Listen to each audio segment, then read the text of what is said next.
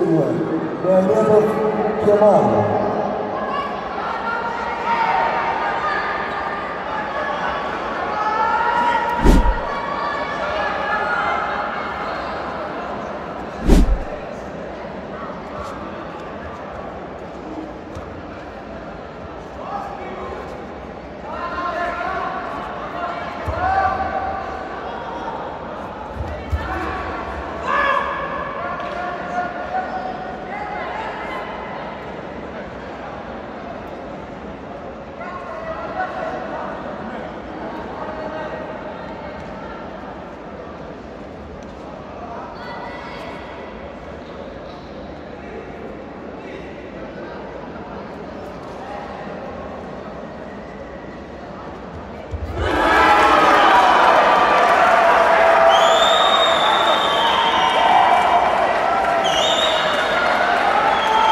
Erkekler arasında ağır koyu 100 kilogram yukarı ağır derecesinde Gladys Zibor Türkmenistan'ın şampiyonu Yarvan Bağlayeli Mehmet Kemal Kılcıoğlu'na nasip oldu.